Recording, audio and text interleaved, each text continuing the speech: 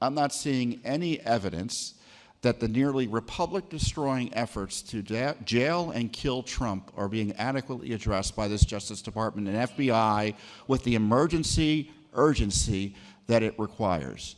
The FBI and the Justice Department didn't try to destroy a republic during the Nixon administration. It was last year, folks.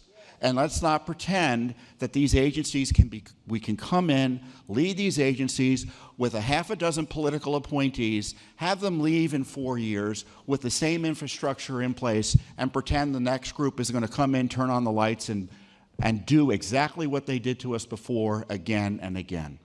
Unless there are significant consequences for that misconduct, to mean comprehensive criminal investigation and prosecutions and jailing where necessary, we're facing, again, a dire threat to the future of our republic if these agencies are left in place.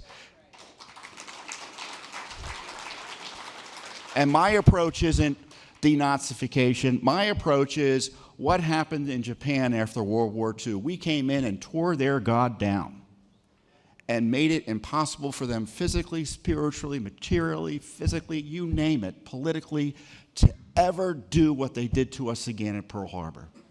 That should be the approach we take with the FBI. And I've encouraged President Trump publicly to treat the FBI as USAID and then some. Kash Patel shouldn't be spending his time tweeting excitedly about new hires. He should be spending his time asking everyone to go home. There isn't a job the FBI does that can't be done by another law enforcement agency in the federal government, if at all. And at the end of the day, the only people in the FBI should be Kash Patel and whoever he needs to, send text messages on Signal for him. And the same goes for the Justice Department. I don't trust the Justice Department to prosecute a jaywalking ticket. And Pam Bondi and the team there, they've got, and they will tell you this, they've got thousands and tens of thousands of James Comeys still working for them. And so what is the solution? Or how about a solution? Because I can talk forever about how the FBI can investigate itself and the Justice Department is compromised by deep state actors, and Bondi and the top people will spend most of their time just trying to get the few good things done they think they can get done, and they just can't fight every battle. Okay. Well, you know what? The President of the United States under the Constitution is the chief prosecutor. The founders, during the founding era, they called him the chief executive magistrate. Under the Article II powers of the President, he can order, initiate, stop, manage directly prosecutions. Now, am I suggesting President Trump, lead the trial team prosecuting Adam Schiff in court? Yeah. Well, he can under the Constitution, but I kind of highlight that theory in the sense that he can do much more than I'm sure Washington really wants him to do, the deep state, in terms of initiating these prosecutions and ensuring at least they're done. And so I'd recommend he appoints an independent counsel, special prosecutor that reports to him, an independent investigative prosecutorial unit that uses lawyers and prosecutors not from the FBI and Justice Department, but from other agencies or private individuals who know what to do, and just get it done. And they should report to him.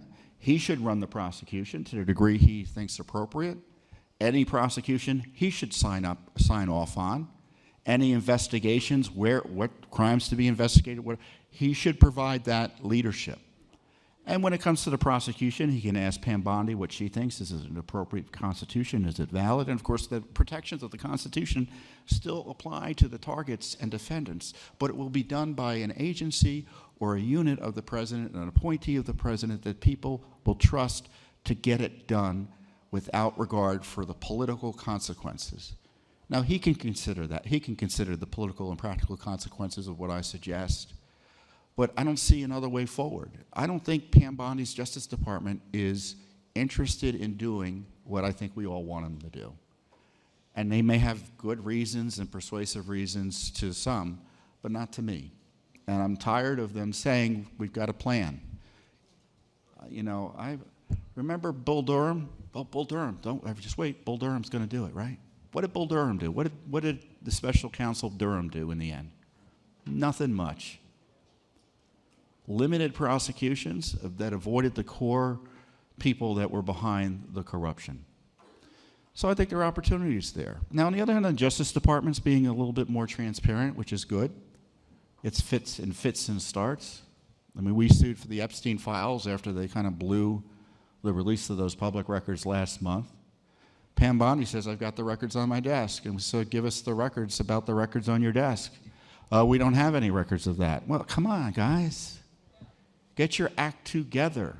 Transparency is essential to government accountability. It's got to be a focus, and they shouldn't be reminded of it when I start tweeting or filing lawsuits in federal court.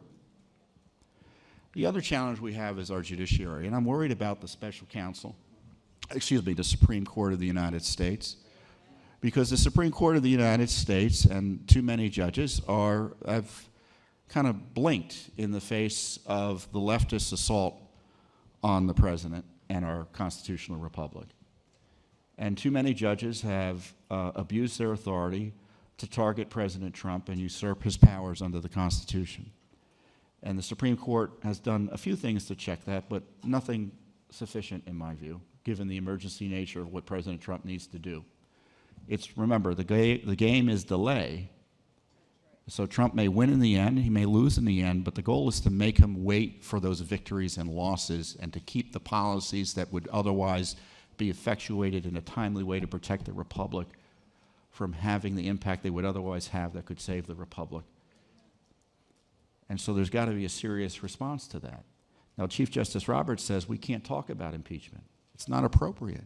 It is appropriate. The founders talked about it, and they talked about it specifically. Remember, the Constitution had to be sold to a liberty-minded, skeptical public during the founding era. And they were concerned about the power of the judiciary under the new Constitution. And the founders had to persuade, don't worry about it, because there's things in the Constitution that protect us. They said, first of all, and I quote, and this is a piece I wrote, and it's worth quoting from. In persuading the people to ratify the Constitution, Alexander Hamilton explained in Federalist Papers number 81, you can go look it up, that while the judiciary may occasionally encroach upon legislative authority, its comparative weakness and total incapacity to support its usurpations by force limits the danger. They said, don't worry about the judges. They don't have guns. God forbid if I said something like that today, right? Or Trump did, more importantly. He added that this is greatly fortified by the consideration of the important constitutional check which the power of instituting impeachments in one part of the legislative body and of determining upon them in the other would give to that body upon the members of the judicial department. This alone is a complete security. They saw impeachment as a complete security against encroachments by the judicial branch into the constitutional powers of the legislative and executive branch.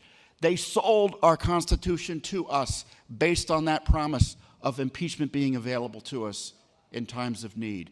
And when the Supreme Court Justice, the Chief Justice of the United States, says it's not appropriate to talk about that in this context, he's wrong historically, and he's misleading in a way that is disconcerting because he suggests it's unconstitutional to impeach judges. In fact, it's at the heart of the Constitution to impeach judges when they're out of control. So I see my light is flashing. So let's talk about impeaching judges. And yes, I do think talking about impeaching judges will have a salutary impact. And certainly criticism of the Supreme Court is appropriate in that regard, and I think that does have an impact. They do read the media. They are political in that regard in an appropriate way. So in closing, I've got 10 more minutes till closing, right? No. I'm excited about the time period we're in. We've got a president who is really reaching. We have a Congress who is nervously going along. We have courts that are flailing, really, and causing great public consternation at their abuses of power. And I think in the end, the courts will settle down in that regard. But we still face this urgent threat to the republic from forces within that want to turn us into a totalitarian, communist-type state. And I think we really need to focus on that part of the emergency as we go through the next few years. And you can be sure your Judicial Watch will focus on that as appropriate. But I think we need to provide leadership on that as well, because they just want to just move along. And I don't know, I don't want to move along. The FBI came knocking at my door. How many people here had the FBI and this Biden administration, Justice Department, target them? We have some J6ers here as well. Tom Tillis, by the way, in effectively denying Ed Martin nomination to U.S. Attorney General, I've been told in a meeting and discussions about his nomination, mocked the death of Ashley Babbitt. And obviously, he's completely brainwashed as to why people are concerned about, and of course we represent her family, about Babbitt being killed that day. So they don't care if you're killed by the government in an improper way. That's the fight we're facing. It's not the fight for our liberty, it's the fight for our very lives. Thank you very much. I appreciate it. Thank you. Tom, that was great. You were really good. Thank you. I wish you had 10 more. All these great thinkers and voices, we want to hear from them. They're just tremendous. Tom, that was quite a fantastic summary of what we've been watching. We never get complacent. We can never do it.